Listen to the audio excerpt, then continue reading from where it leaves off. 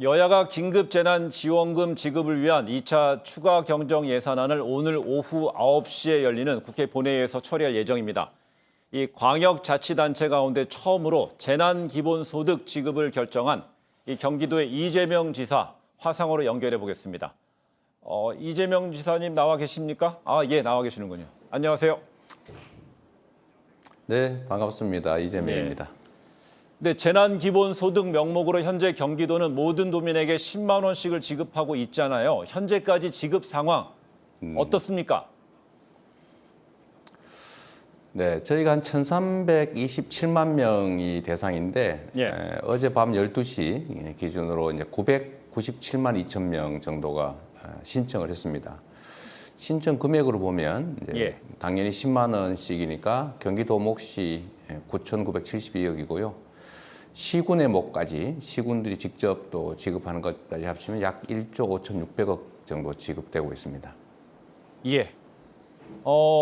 이재명 지사는 지금까지 줄곧 재난기본소득이라는 명칭을 사용하고 있지 않습니까? 이 재난지원금이 아닌 재난기본소득이라고 지칭하고 있는 이유 제가 한번 질문하겠습니다. 네.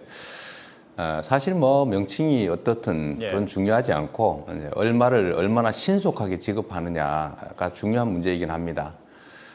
그래도 이 명칭이 가지고 있는 함의라고 하는 게 있기 때문에 저희는 이거는 지원을 받는 선별해서 지원받는 것이 아니다. 가난한 사람에 대한 복지 정책이 아니라 경제 방역 정책의 일부이기 때문에 또 국민들이 세금으로 낸 우리 주권자에게 되돌아가는 것이기 때문에 주체와 내용의 측면에서 명칭으로 본다면 이제 재난 기본 소득이 맞다. 지원보다는 소득, 그리고 전 국민에게 지급된다는 측면에서 기본 소득, 그리고 긴급 상황에 지급된다는 측면에서 긴급 재난 기본 소득이라고 하고요. 조례에 경기도 조례에 그렇게 명시되어 있기도 합니다. 결국 기본소득이라는 것은 국민이 누릴 수 있는 기본권적인 측면에서 소득이라는 측면이고 지원이라는 것은 일회적인 상황으로 단회성이다. 이런 식의 진단이신 건가요? 그렇습니다. 아무래도 누군가를 골라서 어려우니까 도와준다가 아니고 세금을 내는 복지국가의 주권자가 가질 당연한 권리다라는 점을 저희가 좀 의미에 담았습니다. 그렇지만 이 재난기본소득 지급이 결국 이 도민 혹은 이제 시민의 조세 부담으로 이어질 수 있다는 지적도 분명히 따를 것 같습니다. 현재 제도상으로는 증세를 하는 것이 아니기 때문에 이제 이미 낸 세금 또는 앞으로 낼 세금에서 지출이 됩니다.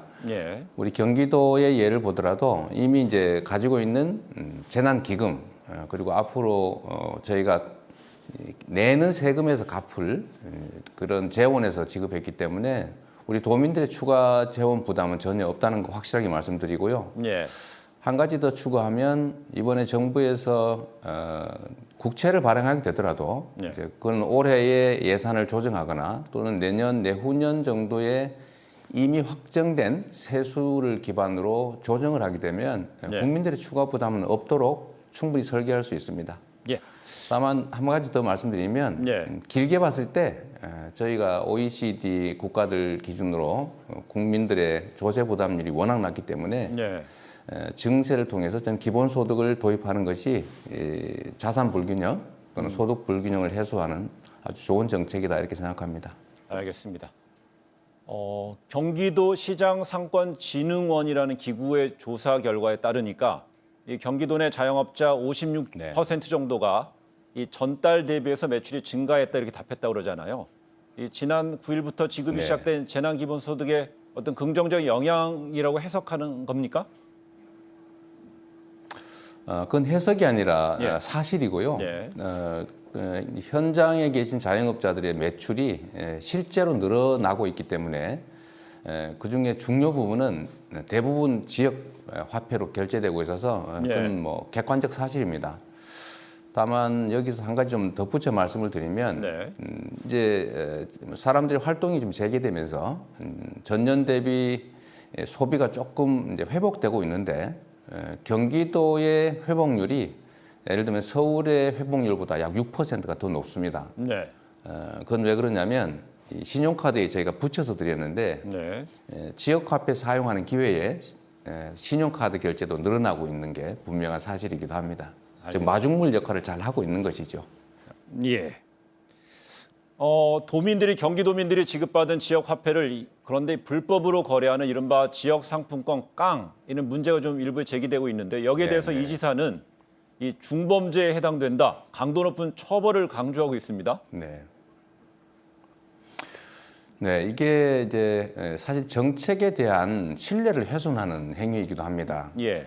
근데 이건 일정 기간 내에 사용돼야 되기 때문에 사실 뭐 거래가 되더라도 큰 문제는 없는데 정책 신뢰에 대한 훼손을 가져오기 때문에 좀 저희가 단속하겠다는 입장을 밝혔습니다. 예. 근데 현장에서 실제로 보면 우리 경기도 지역화폐는 전혀 거래 대상에 올라오지가 않고 있습니다.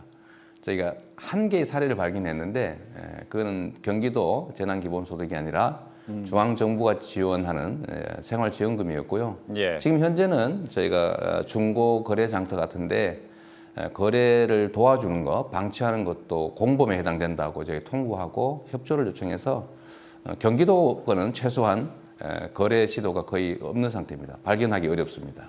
네.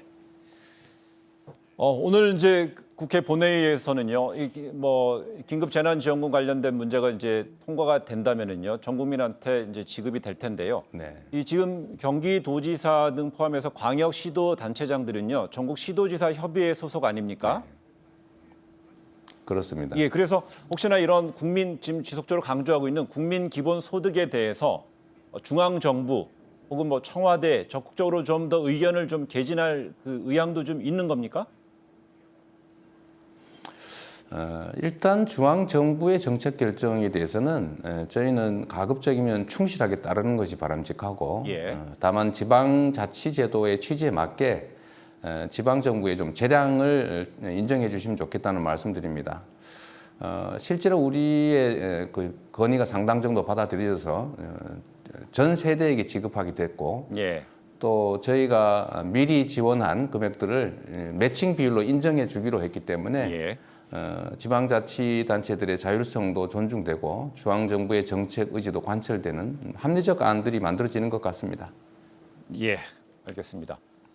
총선 얘기 잠시 한번 질문해 보겠습니다. 지난 4.15 총선에서 더불어민주당과 더불어시민당은 180석을 확보하면서 압승했죠. 특히 경기도에서 이 59개 의석 가운데 51개 지역구에서 승리했는데 경기도 유권자들의 여론 어떻게 반영됐다고 보십니까?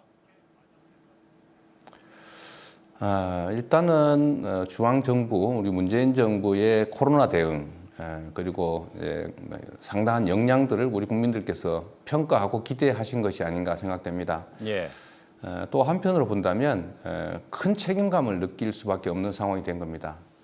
코로나19 이 사태 이후에 소위 말하는 포스트 코로나 디지털 혁명 시대의 4차 산업에 대비하는 산업혁명 시대에 대비하는 새로운 길을 또 열어달라.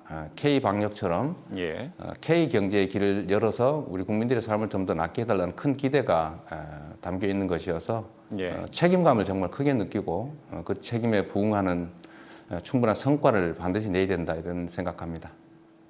그렇군요. 어제 발표된 한 여론조사를 갖고 질문 한번 하겠습니다. 이재명 지사가 차기 대선 주자 2위 두 번째 이름을 올렸습니다.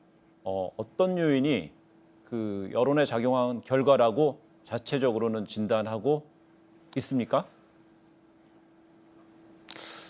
글쎄요, 황송하지요. 제일 중요한 것은 제가 경기도의 도정을 맡으면서 만들어낸 작은 성과들, 이런 실적들에 대한 평가나 기대라는 생각이 듭니다. 좀 더 낮은 자세로 제가 맡은 일 최선을 다해서 하도록 하겠습니다. 알겠습니다.